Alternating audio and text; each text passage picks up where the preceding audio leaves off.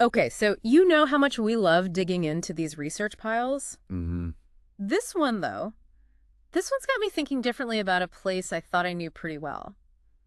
Libraries, Yeah. right?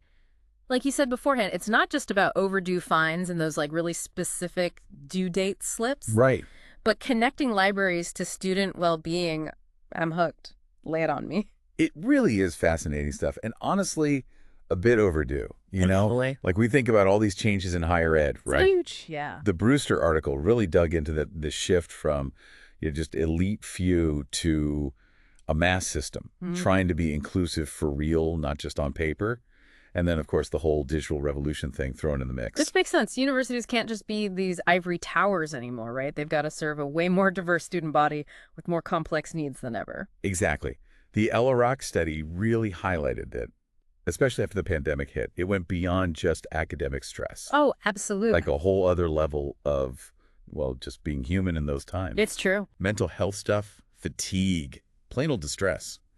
Campus has had to step up and become more holistic. And that's where libraries kind of sneakily come in. It's funny because I was thinking back to like my own all-nighters in the library, fueled by questionable pizza, might I add. Right. But it was a refuge in its own way. But this third space idea, Yeah. that's something else. It's powerful, right? Think about it. Libraries, they're one of the few places that are both safe and welcoming simultaneously. It's true. Open to everyone, no matter your background, what you're studying, Okay. even if you just need a break from it all.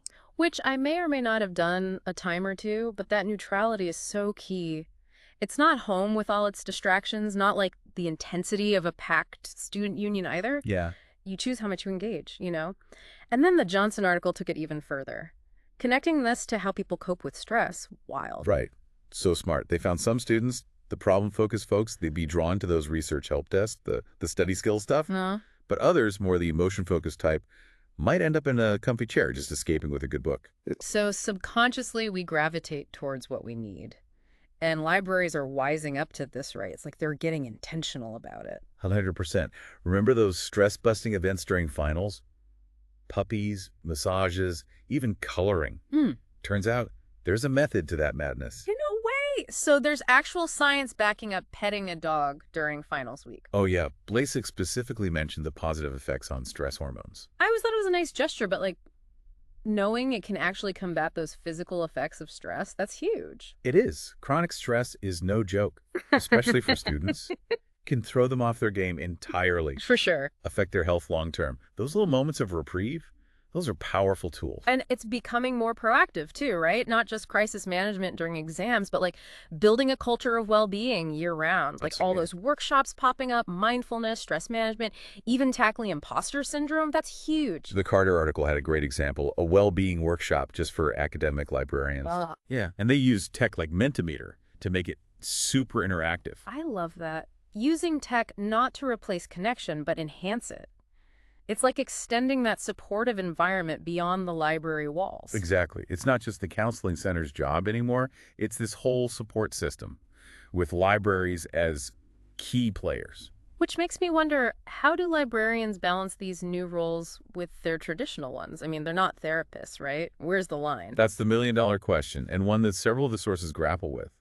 The Brewster study found that library staff are super eager to support student well-being, but they're also really aware of their professional boundaries. So they're not trying to be everything to everyone, but they are figuring out how to use what they're good at, information, research, to contribute to this larger goal of supporting the whole student. Absolutely. And it's not limited to just what happens inside the library either.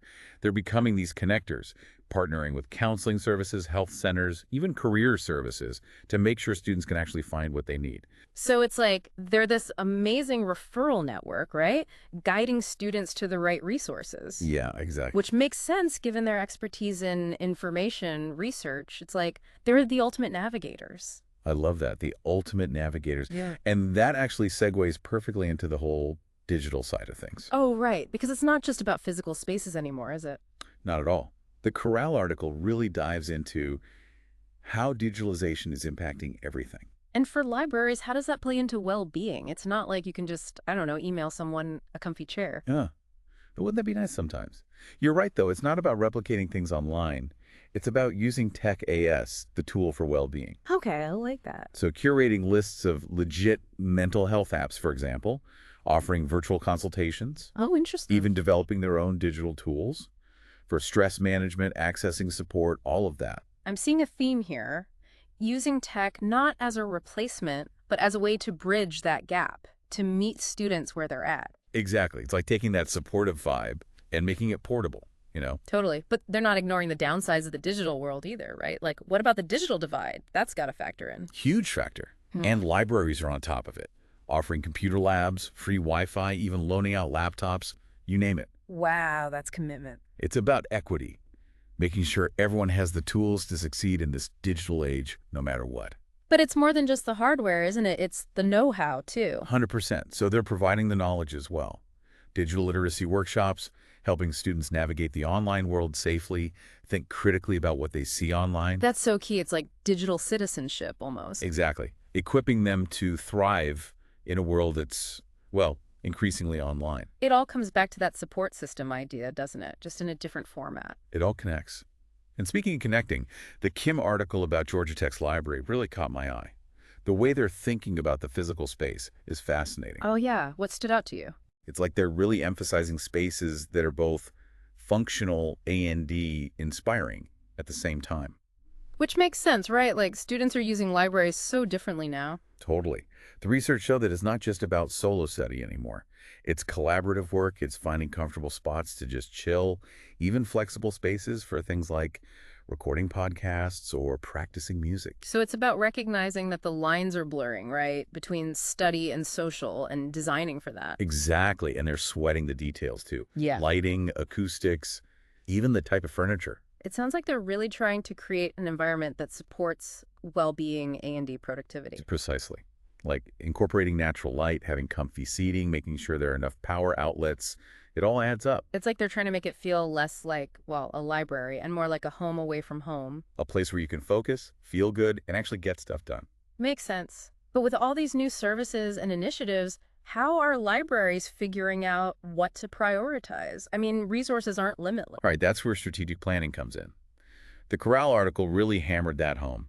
It's about aligning everything with the university's overall goals, making sure each initiative has a purpose within the bigger picture. So it's not just randomly adding things on, it's about being intentional and thoughtful. Exactly.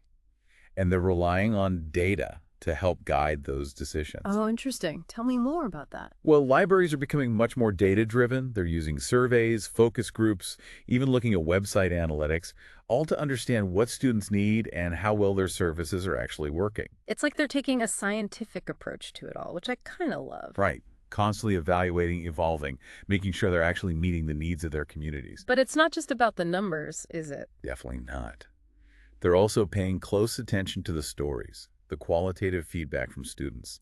They want to hear about real experiences to get a deeper understanding of the impact they're having. So it's like weaving together those data points with actual human experiences. Exactly. Yeah. To create this richer, more holistic picture of what's working and what could be even better. And I'm guessing student feedback is a big part of that. Absolutely. Libraries are really trying to create this feedback loop where students are active participants in shaping their future, which is awesome. It's so cool to see how much libraries are evolving. Like they're becoming these agile, responsive places, always listening and adapting. It's pretty impressive. It makes you wonder, though, with all this emphasis on data and feedback and constantly evolving, is there still space for those, I don't know, softer sides of well-being? Like, what do you mean? Well, like just the simple joy of reading, getting lost in a good book. Is there room for that in this data-driven library world? Oh, absolutely. In fact, the Dewan article actually digs into that. It looks at the power of leisure reading, especially fiction, as a way to manage stress and boost well-being. See, now that I get, there's something so restorative about escaping into a good book, you know? Totally. And it's not just escapism either. Reading fiction helps us engage with different perspectives, build empathy, even potentially learn new coping skills from the characters we meet on the page. Oh, I never thought of it like that. It's like accidentally building emotional intelligence or something. Right. And libraries are perfectly positioned to encourage that kind of reading for pleasure, you know? Oh, 100%. Yeah. With their massive collections and staff who are basically book experts. Exactly. Picture this. Cozy reading nooks tucked away in the library, curated shelves with staff recommendations, maybe even book clubs where students can connect over shared literary loves. Okay, now that's an environment I can get behind. Make it less about obligation, more about pure enjoyment. Exactly. And that, in a nutshell, is the amazing transformation happening in libraries right now. It's not just about information access anymore, it's about the whole experience. Supporting every aspect of a student's well-being, intellectual, emotional, even social. They become these dynamic community centers, hubs of learning, growth, and connection, constantly adapting to the needs of the people they serve. Which is a good reminder that libraries aren't these static things, right? They're shaped by us, by the communities who use them. Exactly. So if we're thinking about the future of libraries and their role in well-being, everyone has a part to play. Oh, I like that. So what can our listeners do? How can they get involved? Engage. Share your ideas, your needs, even your wildest library dreams. Whether it's suggesting a new book club, asking for comfier chairs, or wishing for a dedicated relaxation zone, your voice matters. I love that. It's a reminder that we're all part of this ongoing story, this evolution of libraries and their impact on our lives. And what a story it is. One filled with innovation, compassion, and a real dedication to creating spaces where everyone feels welcome, supported, and ready to thrive. It's been amazing exploring all of this with you. I've got a whole new appreciation for libraries now, that's for sure. The pleasure was all mine. And to everyone listening, keep exploring, keep learning, and keep those conversations going. Your local library is waiting. And that's a wrap on today's deep dive. We'll catch you next time for another fascinating exploration. Until then, happy reading.